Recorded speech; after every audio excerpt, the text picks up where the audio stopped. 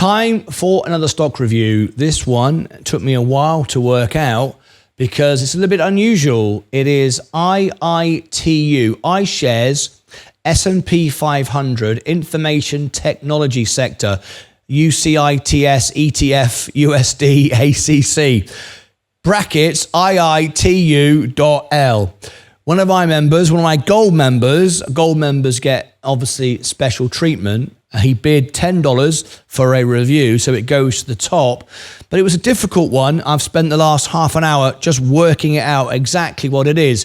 It's not on Robinhood. That's why I'm not showing it here on Robinhood. I'm showing the S&P 500, VU, Vanguard.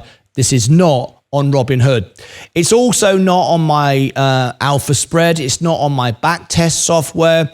So I've had to employ different software, check it all out, make sure I understood what I was saying, because the reviews are important. They're for my members. They're not about selling videos. They are to provide information, not to confuse. And it took me a while to understand what this stock was about. It's an ETF, an exchange traded fund, very much like VU, but not. It is like VU, the S&P 500. VU tracks the S&P 500. There are different versions of the S&P 500, and I need to explain. The S&P 500, top 500 companies in America. It has a very specific balance because it may other S&P 500 ETFs, exchange traded funds, a basket of stocks might contain the same companies, but the allocation is very different. Managed or passively managed ETFs for the cost basis. And the risk factor, if you make the allocations higher in different sectors than others. So when I buy the S&P 500, I buy VU, I could buy SPY, and that is the actual S&P 500, as that tracks the S&P 500 in its purest form, which I like because of the balance, the history. It's very well thought out. There are other versions of the S&P 500 where it's the same companies pretty much, but they will put more concentration into technology or industrials or whatever. So the same 500 companies, thereabouts, there may be some subtle differences, but they'll put more weight on different sectors. So you might prefer the ETFs that have a higher weight in technology. Technology is the top 7 of the S&P 500, the basic purest form. But you might want more allocation. Not that we take other stocks out to same 500 or thereabouts, but we just put more weight into Microsoft, Nvidia, Apple, for example. So I've now found out what this is because this stock isn't available on all platforms. It's not on the FTSE, the Financial Times Stock Exchange. It's not the main index when you think of England. It's the London Stock Exchange. It's different. There are different exchanges, different funds. So you have to be very careful not to get confused. But we are talking about the S&P 500. However, we're not talking about it in its purest form. We're talking about IITU, which is very weighted, more than the NASDAQ. People buy the NASDAQ index because they like the tech weighted. This is even more tech weighted than that. This is very heavily weighted towards the top companies. And I'm going to show you now. It took me a while to find out exactly about it. It's not available on Robinhood. It is available on other American and English exchanges, but not on the brokerage of Robinhood, so I can't show it. That's why I'm not showing it. It's not, my studio isn't set up for different exchanges, all right? So what is it? Is it a good buy? Well, I can't do an alpha spread because it's not an individual stock. So we can't look at it from the point of view of inside trading or sentiment or balance sheets or any of that. An ETF is done differently. This is the first time I've ever done an ETF comparison, all right? It's not like a stock where we can look at the margins of the company and what their level of selling is and their profit. We don't do it like that. We already know what companies are in the basket of funds, and now we're buying the basket of funds. What you decide when you decide if you're buying an ETF is, what basket of funds do you like? Do you want one that directly correlates to the S&P? I do. Do you want one that is for solar, for energy, for technology, for industrials, for healthcare? You can buy all of these ETFs. So if you like Pfizer and Johnson & Johnson, you don't want them part of the S&P. You want them a big part of a healthcare sector ETF. You can buy an ETF just for that. And Pfizer and J&J would be near the top of 20-30% weight because of they are the top, and then smaller healthcare companies would have 1%, less than 1%, all the way down to the last one, which would have a very smaller allocation to it. This particular ETF is called IITU, iShares S&P 500 Information Technology. So it focuses on the tech. But I will warn you, this is even more aggressive than the NASDAQ. People that like the S&P 500 but prefer tech tend to buy the NASDAQ. However, this is even more aggressive than that. And because tech has done well recently, it's no surprise what I'm about to tell you. It's outperformed. So let me share with you, I've never done a review like this, so this is completely different. I've no idea how it's going to come out. Tap the like button, subscribe and ring the bell, and let's have a look at it. I've got some information here. These are 1, 2, 3, 4, 5, 6, 7, 8. The top 8 companies in IITU. At number 1, we've got Microsoft with 22.5%. Nvidia, 20%, right? 20.36. Apple, 18.98. So 20, 40, we're nearly 60. We're over, 60%. 60% of the portfolio is made up of Microsoft, Nvidia, and Apple. So in a minute, we're going to challenge a theory here.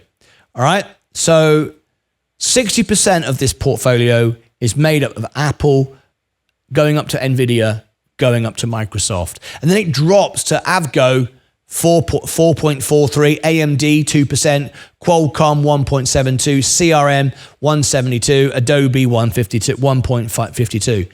So you get the idea. Now then, that's the companies that it has.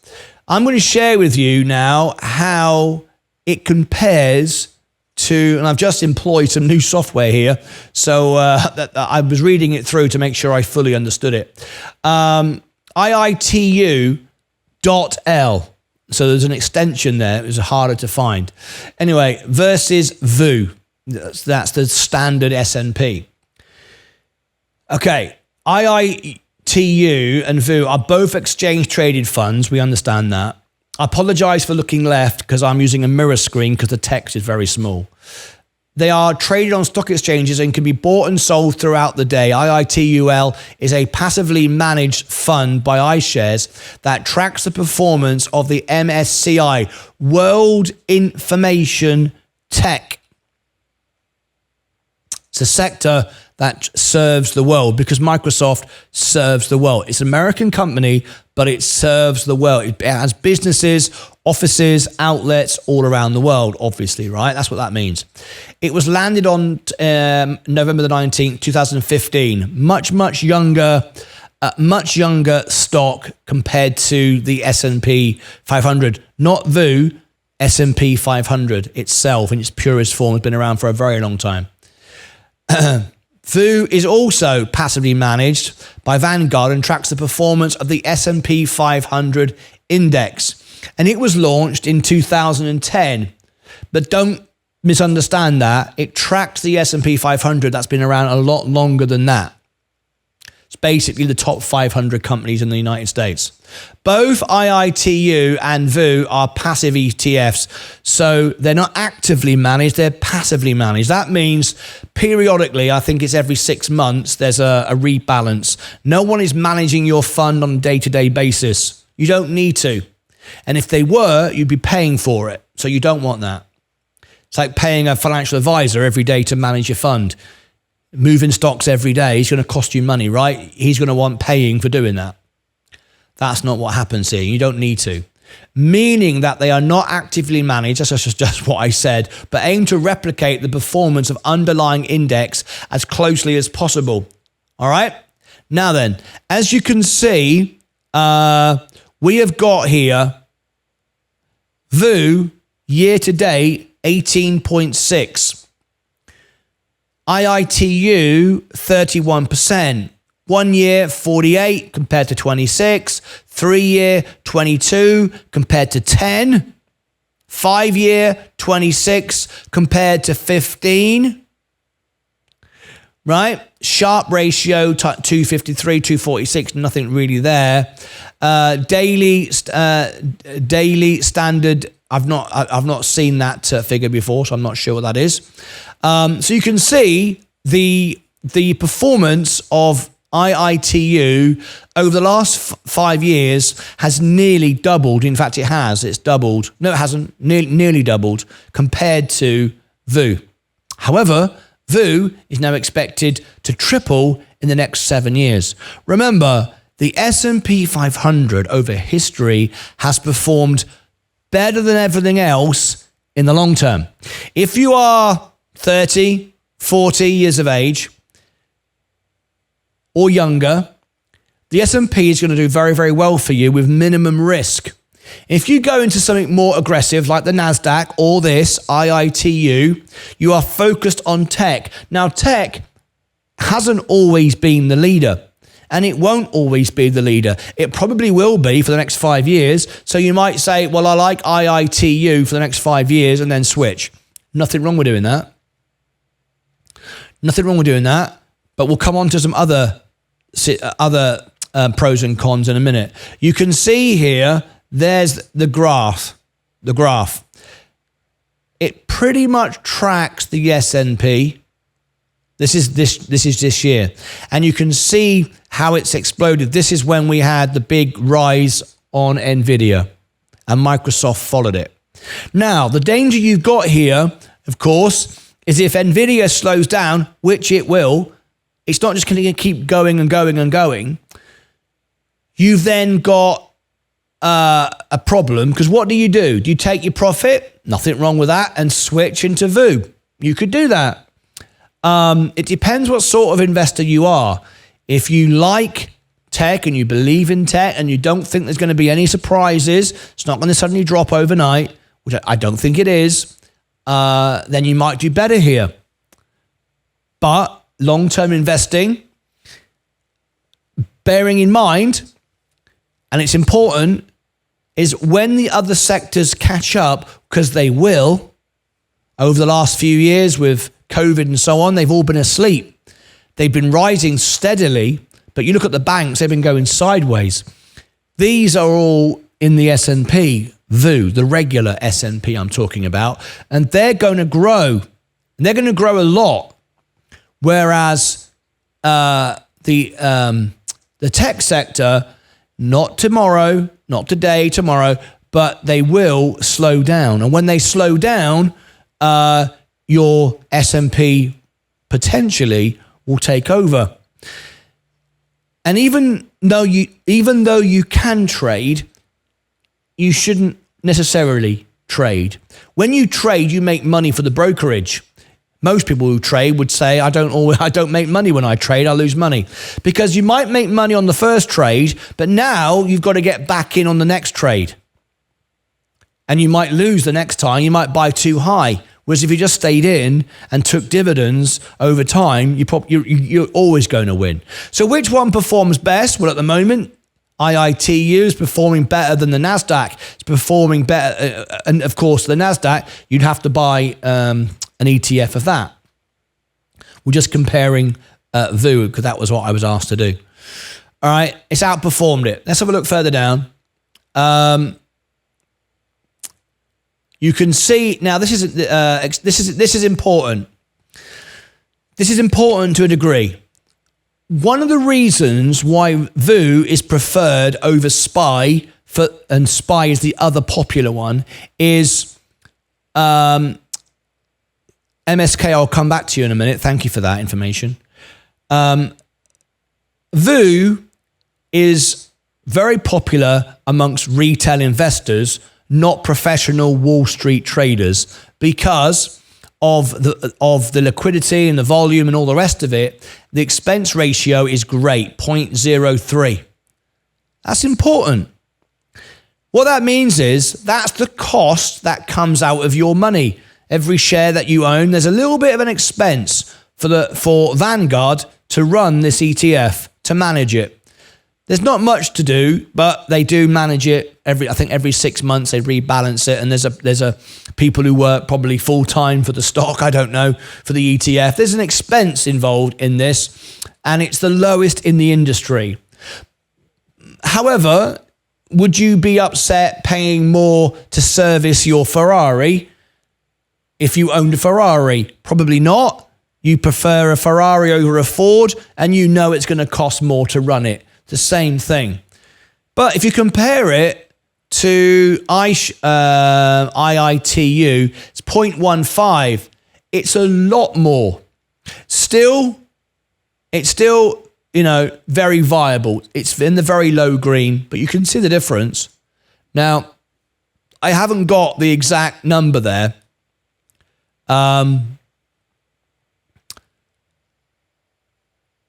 just comparing this. I can see here the expense ratio on VU. This is interesting. It's 0.03. You can see that. Compared with the broader market ranging from 0 to 2.12. Right? I mean, that's the extreme. That would be for very actively managed funds. This is very, very similar to VU, but it is more expensive. It's more expensive because there's going to be more time spent on this stock, on this ETF. So there's a slightly higher cost.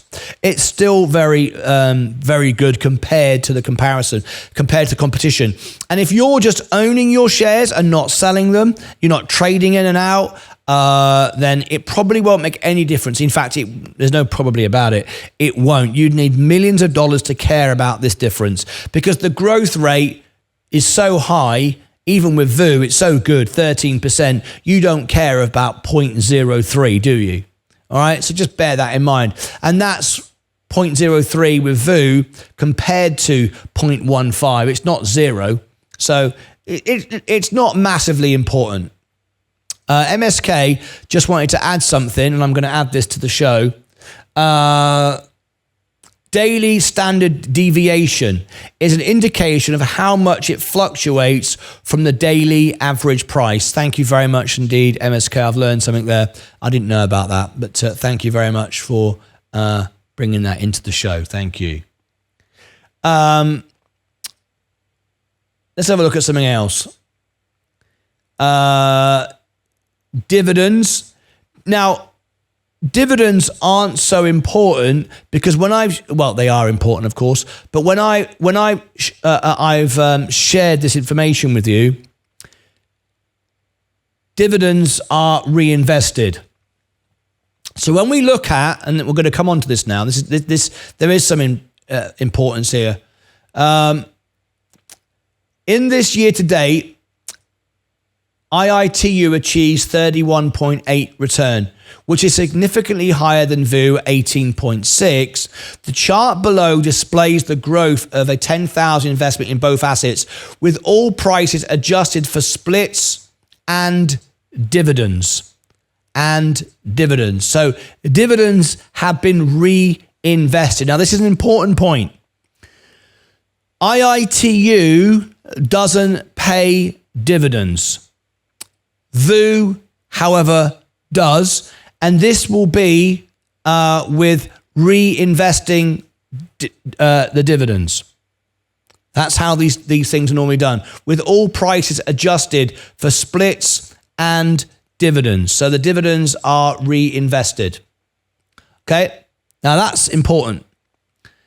If you scroll down here, I'll show you, there's the dividends. There are no dividends for iShares. It is full out growth. It's all about the growth. Whereas the S&P provides you with a dividend. It's not massively high. It's not a dividend king or anything like that. However, it presents extra opportunity over you over the IITU. Now, what I mean by that is this. With IITU, you simply have a growth stock, and stock will rise, and at some point you will sell. When you sell, you are going to take an income, a capital gain, an income. Now, maybe you've done it on your IRA and there's no tax involved, or you've got another tax exempt account, I don't know. But with VOO, you're going to get a passive income. Now, be under no illusion, if it's on your main account, it's still taxable income. However, because you get a dividend with an income without selling the stock, you are able to hold the cash and buy it on a dip. The chart at the top would have shown you in reinvesting the dividends as you got them, just getting them, all the rest of it, and reapplying them. Just getting them and reapplying, getting them and reapplying them. So it's like you never got them. You do still pay but a tax on it because you've earned the money, but you've on your main account, but you've reapplied them. With the S&P, with VOO, you've been able to get that dividend, and then you could apply it on a dip. So if you time it correctly, you can actually make the dividend more effective because you can wait for a pullback and build up the cash. Also, you might want to reduce margin. You might want to buy something else. So you haven't had to sell your shares, but you've been paid nevertheless. And then people sometimes get confused thinking, well, it's a tax-free investment. It's a tax-free return. It's not. If you sell the stock, it's a tax action. If you receive a dividend, it's exactly the same. So don't be confused there by it's got a benefit. It's just a passive income without you having to sell the shares. That's all it means. Right. Let's scroll on down.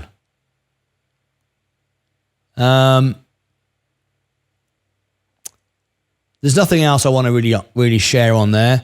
So this has been a very unusual review for me. I don't normally do reviews like this. This one was not available using my Alpha Spread software. It wasn't available using my back test.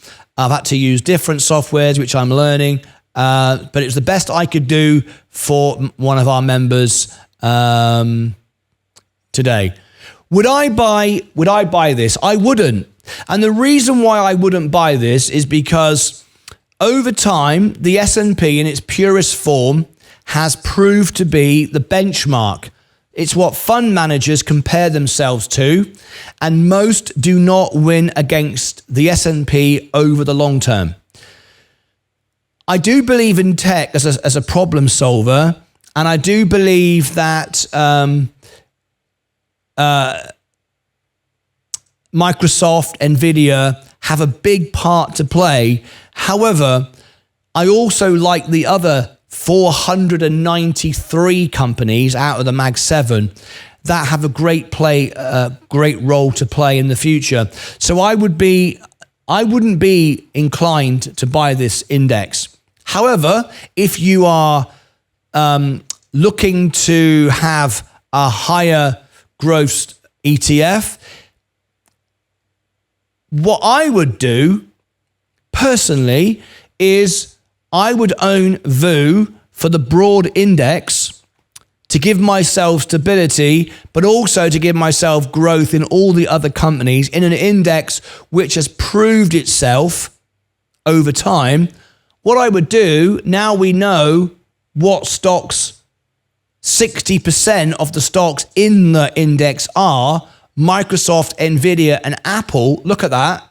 Think about, you know what I'm going to say? Why I think it would be better to own the S&P VU because of the expense ratio being much lower.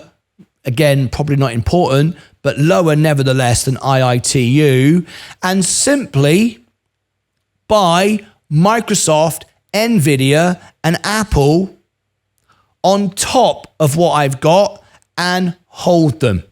I don't think you need IITU and the S&P. I think you're better off owning the S&P. Remember, Microsoft and Apple both pay dividends. I'm just checking Microsoft. I'm sure it does. Microsoft, yes, Microsoft pay a dividend. I thought they did. They pay a dividend, and Apple pays a dividend as well. Now, yes, it does. So Apple and Microsoft, which make up 43% of this entire portfolio with an expense cost, my thought process would be, and it's kind of what I do anyway, because when I get free stocks, they're the stocks I buy. Every time I get free stocks, it's been Apple. So that is effectively what I do right now. I would buy the S&P in its purest form, VU, and I would buy Microsoft, Nvidia, and Apple myself. That to me makes a whole lot more sense. You're going to make the gains to outperform the S&P as long as Microsoft and Nvidia and Apple are doing well, assuming they are, right? You haven't got the expense ratio to worry about. You are going to get the dividend payment from them anyway, so you're going to that extra income. That way, you've got the S&P in its purest form through VU, and you have got the top three stocks there, which make up 60% of this ETF. Buy them independently. No expense ratio, dividends. That's what I would do. Does that make sense? So there we go. My final thoughts then on this review. It's been a very different review. It's taken a lot more time.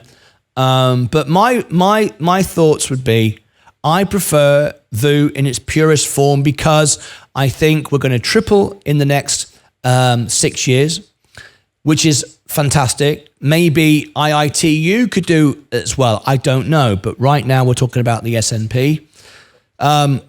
If I wanted more exposure to what IITU does, even more than the NASDAQ, I would simply own VU, as I do, and add Microsoft, Nvidia, Apple, so I've got a little bit more exposure to them. Not trade them, simply own them. Apart from Nvidia, Microsoft and Apple both pay a dividend. I'd reinvest that on the down days, hold it for cash when it's on the up days, and that's it. I think that makes... Does that all make sense, everybody? Click above my head for all the links down below in the description, and over here for more information in the series. Until next time, as always, take care of yourselves and each other.